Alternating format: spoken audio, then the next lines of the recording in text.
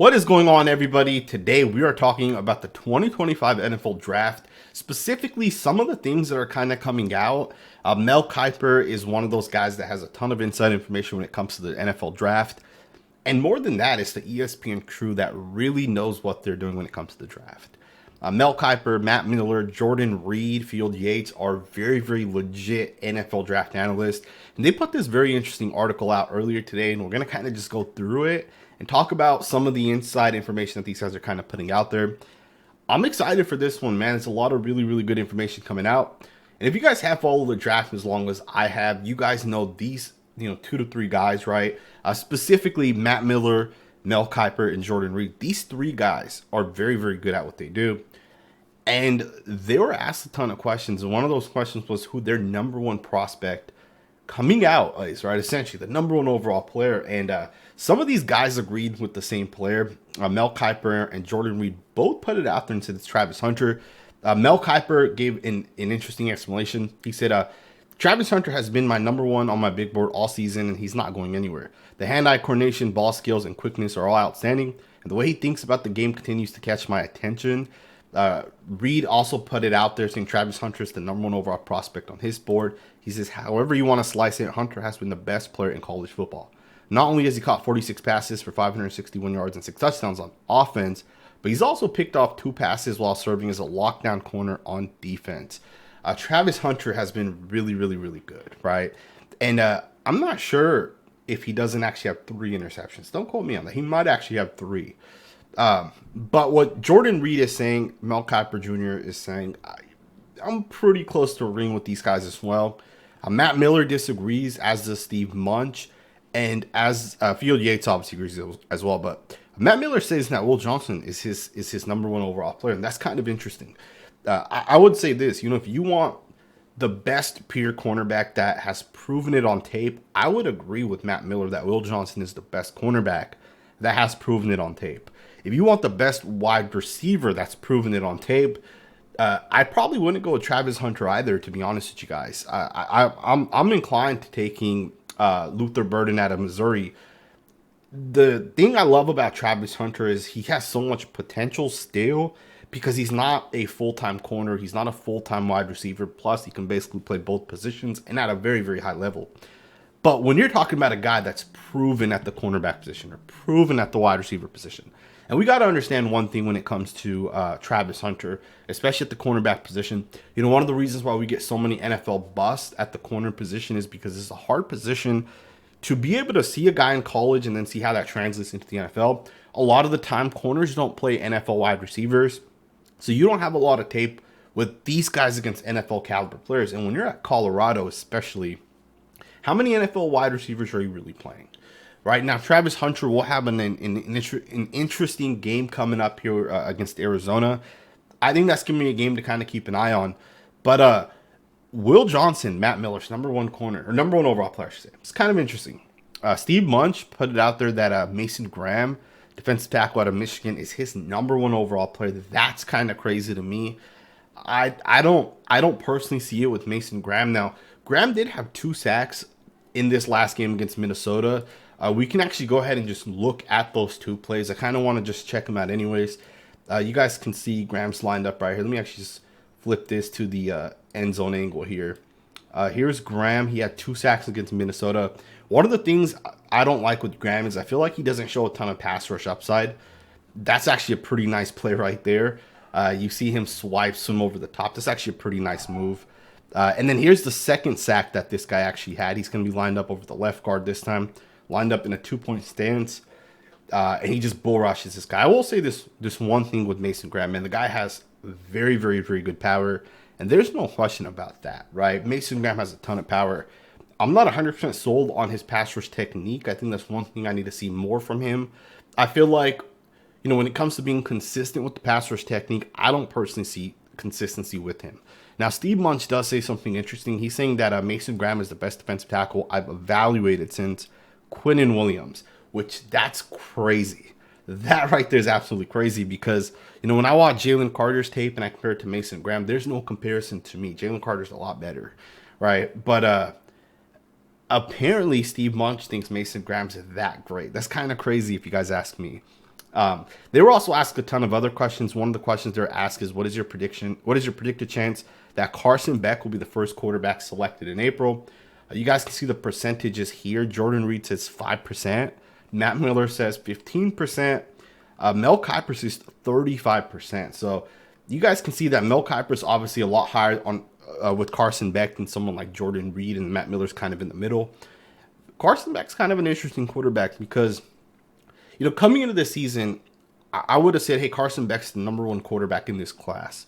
And of course, that always changes, right? Things always change as the actual season begins. Jaden Daniels is a great example of that, where this guy wasn't ranked that high going into last season. But during the season, the guy had a phenomenal year, right? He was the Heisman winner. All year, he was a candidate, won the Heisman at the end of the year, went number 2 overall, right? Remember, a lot of other quarterbacks were projected higher than him in the beginning of the year. And things flip, right? When the tape actually comes out, when you got to actually put it out there on the field, things change. And what's interesting about Carson Beck is he was the number 1 quarterback coming into this class, right? Or at least for most people, he was the number 1 guy. And with Reid, he obviously dropped that down a ton. Mel Kiper has kind of kept it at about the same. What's interesting about Carson Beck is I felt like he had a really good game against Alabama. I know it didn't start off well for him in like the first quarter, right? They went down like 4 touchdowns pretty much right away. And the Georgia offense looked really bad. But I think one of the things we got to recognize is Georgia did lose 2 playmakers, probably their 2 best playmakers on the offensive side last year. They did bring in Travis Etienne, right? I think he transferred over to Georgia. And that's obviously a great ad to be able to bring in. But as a quarterback, you're not handing the ball off, and that's not what you're being judged on, right? You're being judged on your passes downfield. And I feel like with Georgia, you lose Brock Bowers, you lose Ladd McConkey. That's going to impact you as a quarterback. You're not going to have as much success. And I feel like with Carson Beck, when you're at Georgia, you're also playing the best teams out there in college football. I still think the SEC is by far the best conference. I know some people will disagree with that. But, just look at Kentucky as an example, man. They're going around. They just beat Missouri, the number 6 ranked team. They went head-to-head with Georgia, almost beat them. Kentucky would do wonders if you put them in like the Big 10 or the Big 12, right? They would win a ton of games. That's a good football team. But week in, week out, Georgia is always playing a really good team. And then with Carson Beck, you're playing essentially without your 2 best wide receivers from last year, right? So I do think that makes it a little difficult, but I probably wouldn't say he's my number 1 quarterback at this point. Shedeur Sanders has looked really, really good to me. I would put Sanders up there. I like Miller Moss as well from USC. I think those 2 guys look really good. But I don't think Miller Moss is actually going to even come out. I think it's like a 40% chance that he actually comes out after this year. Miller Moss has looked really good. Quinn Ewers has looked really good as well. But I think I'd probably put Quinn Ewers underneath all of those guys. And then Cam Ward's, I think, this year's Jaden Daniels, right? Cam Ward looks really, really, really good. And then Jalen Milroe also looks really good. The interesting thing with this draft is there's like 6 quarterbacks that could be potential first-round picks. And we don't know, right? We're going to see how this season kind of comes to an end. We'll see how the season kind of continues to progress. Because Shedeur Sanders, I think after week 2, a lot of people are like, this guy's not an NFL quarterback. He called out his offensive lineman. And then from week 3 forward, the guy's dominated, right? So it's going to be interesting as we kind of finish this season. And we'll see, who ends up being really, really good and who kind of falls off.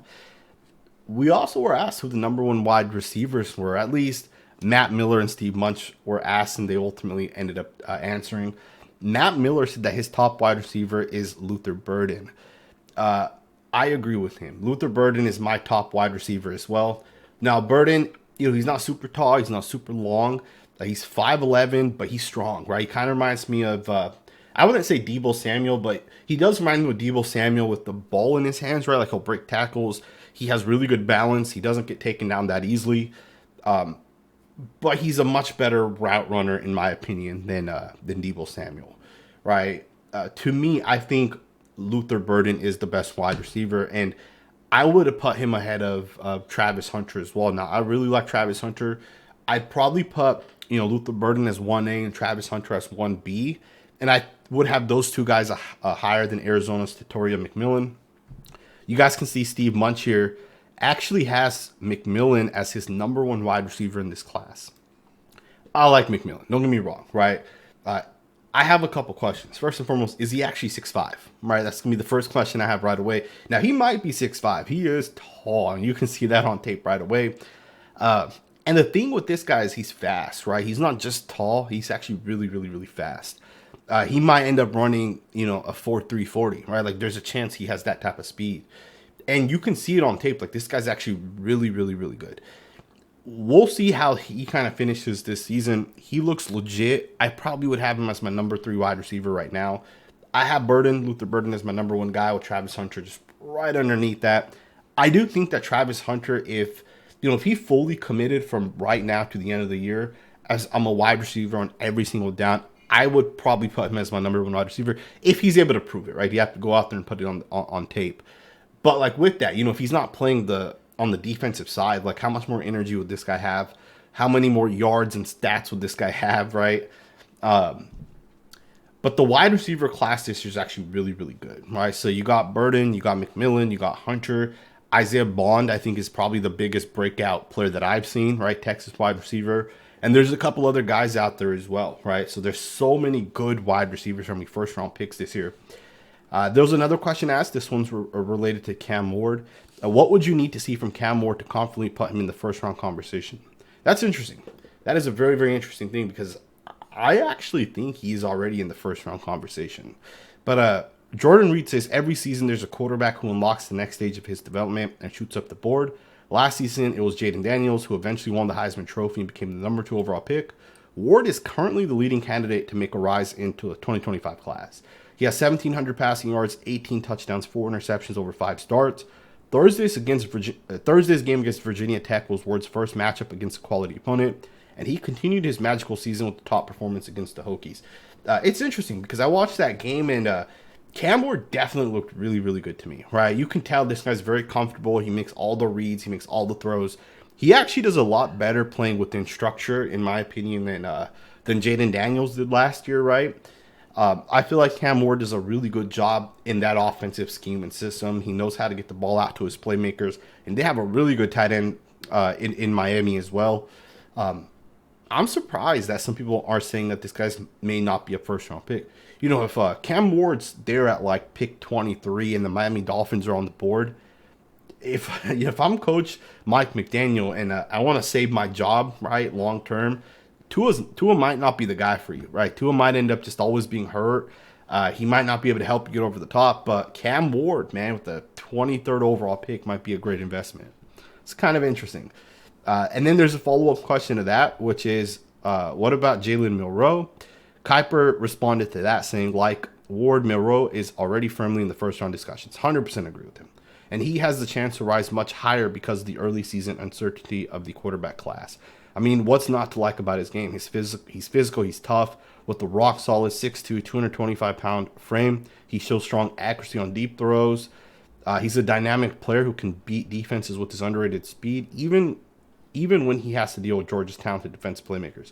What's interesting about Jalen Milroe that I feel like people don't talk about enough is this guy's so strong. Like, he is so damn strong.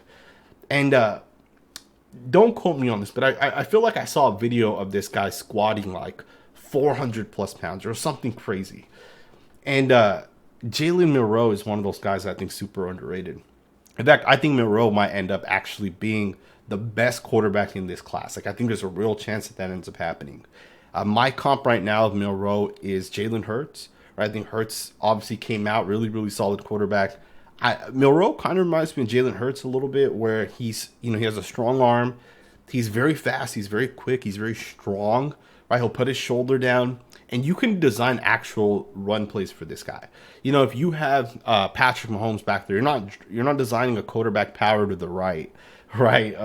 But with Milroe, you can. And maybe you won't do that in the NFL to avoid him getting hurt. But like, you can do those type of plays with this guy because this guy has that in his game, right? He's strong, he's physical, and he's also a good passer, right? He's also a good quarterback. So it's not just he's a guy that runs with the football.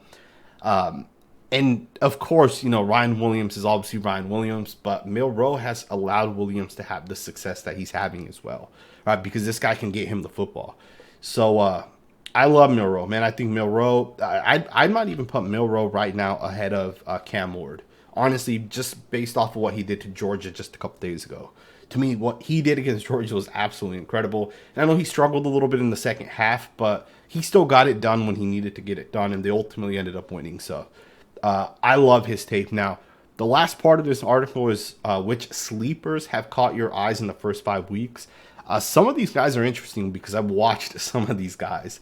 4 of these 5 guys I've watched. I'll check out the safety that Mel Kiper talks about. But Matt Miller says Jalen Walker, edge linebacker of Georgia. He says the buzz around Georgia's defense this summer was focused on Mykel Williams, but his ankle injury has allowed Walker to emerge as a game-changing defender. 6'2", 245, has played as an off-ball linebacker and is a true edge, shining in both roles. Walker has 5 sacks in 2023, had 5 in 2023, but it's his ability as an edge setter and pass rusher that's propelling him up my board. Right now, he has an early day 2 grade. That's kind of interesting, right? Day 2 grade, early would put him in the second round conversation. I like Jalen Walker a ton. I think he has a ton of upside. 6'2" as a defensive end, I think some people might knock him a little bit on their board. He doesn't have, he's fast and he's quick and he's explosive, but I wouldn't say he's like a game changer physically. He has okay technique, but day 2, early day 2 is kind of interesting, but maybe, I know teams love to put an emphasis on edge players, but I do like Jalen Walker a lot. I think this year's class, there's a lot of edge defenders coming out. This year's class is kind of weird. Some people have talked about it, and I'll go ahead and give you guys my thoughts on it as well before we go through the rest of this list. When you think about the guys that are coming out in this class, when you look at the offensive tackle specifically, there's guys like Will Campbell and Kelvin Banks. Both guys, arm length wise, isn't super long. Will Campbell is technically, I think, like 6'5.5", but arm length wise, it's less than Rashawn Slater. Then you got guys like Wyatt Milliam, who's probably the best offensive lineman, or one of the 2 or 3 guys, right, coming out this year. But then even him, his arm length's shorter than Will Campbell's, right? Even though Wyatt Milliam's like 6'6", arm length wise is not super long. So, you're gonna knock him for that. He's not a tackle at the next level. Neither is Will Campbell. Kelvin Banks is 6'4", and his arm length might be a little bit longer. We don't have the official measurements for that, but he's 6'4", right? So some teams are gonna knock him for that. There's not a lot of guys that I think are first-round offensive tackles. Now, there's a couple other guys. You got the Minnesota tackle. You got a couple other guys. Cameron Williams, right tackle of Texas, has looked pretty good. But are these guys worth a first-round pick, right? And I think this year's class is a little different, where I don't 100% know if there's any tackles that I would say are 100%, it's a first-round prospect. You look at the defensive tackles. I probably wouldn't put a first-round grade on any of those guys. I know a lot of people will say Mason Graham's the guy. I think is debatable. He hasn't really flashed too much to me. There's probably not a first-round tackle in this class. There's probably not a first-round defensive tackle in this class. There's a lot of players that are not first-round grades. Now, obviously, you'll get 32 guys to go in the first round, but from a pure grade perspective, this class is lacking a little bit. Now, there are some good edge players. There's some good wide receivers. There's a ton of quarterbacks. So we'll get a lot of those guys that end up going in this class, but there's a lot with this class is kind of lacking. Last year's draft class was a lot better, in my opinion. This year, there's also a lot of guys that are juniors that might not end up coming out, right? Will Campbell might not even come out. Like, it's not guaranteed that this guy comes out. Same with Kelvin Banks. It's not guaranteed this guy comes out, right? So there's a lot out there that might not end up happening, and this draft class could be really, really weak, right? So we'll see what ends up happening. Steve Munch says that one of his sleepers has been Michigan running back Khalil Mullings. Mullings has looked really, really good.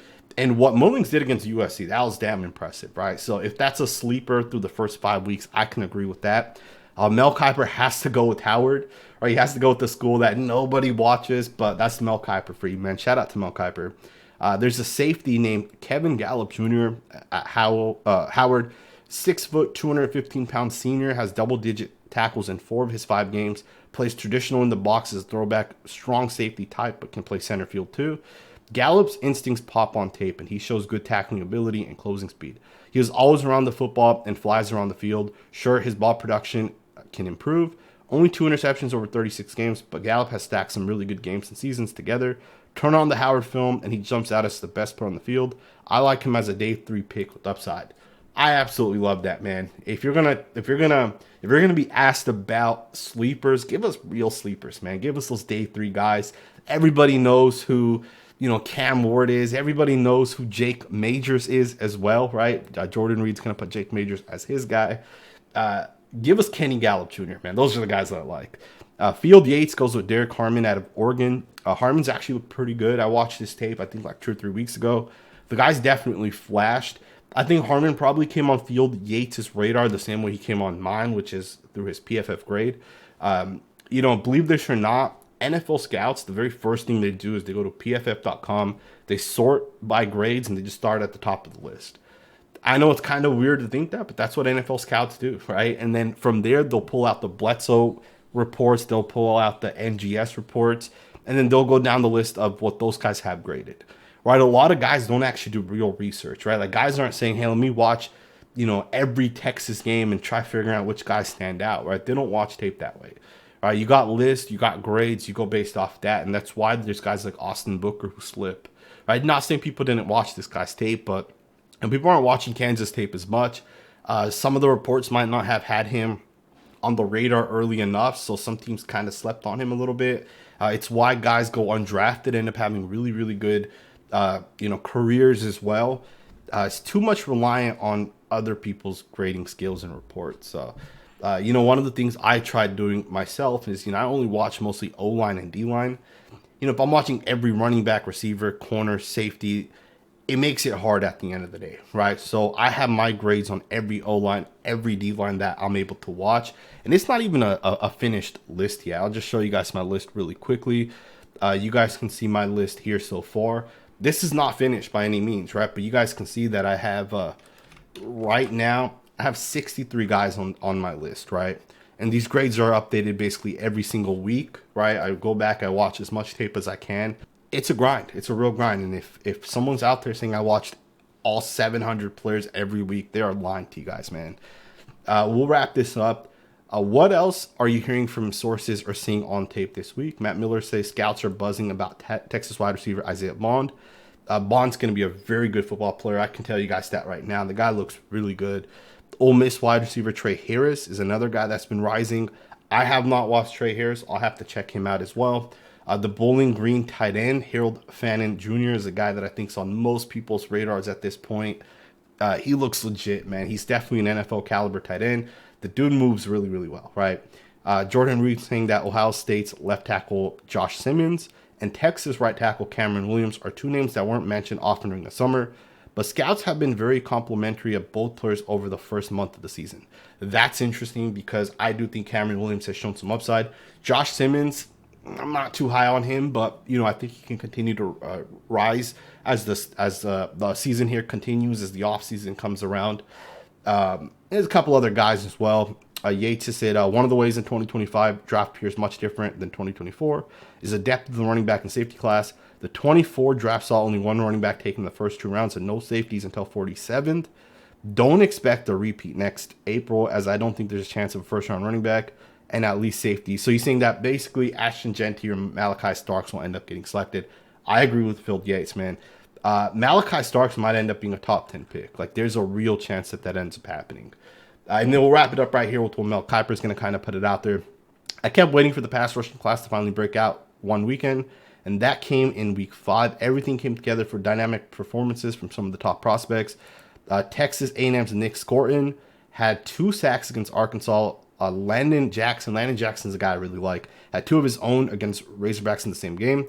Boston College's Donovan, I don't know how to say that, had 3 sacks. There's a couple other guys. Mason Graham, top-ranked D-tackle, picked up 2 sacks as well. I'm still 50-50 with some of these guys. Nick Scorton hasn't looked great to me, as is Mason Graham. I'm not 100% sure where these guys go. I will say there's a lot of guys that could potentially be developed in this year's class, and I think that's going to be one of the things that NFL teams are going to really look for, right? They're going to look for traits. They're going to look for guys that they feel like they can develop. And I think there's guys that you'll definitely be able to do that with in this class. I hope you guys enjoyed this video. Obviously, on this channel, we break down prospects when it comes to the NFL draft. We'll talk about some of the matchups and some of the games as well. And we'll definitely get into any sort of insight and things that I hear as a scout for the Hula Bowl. So let me know what you guys think, man. I hope you guys enjoyed this video. Thumbs up, subscribe, and I'll see you guys next time with another video.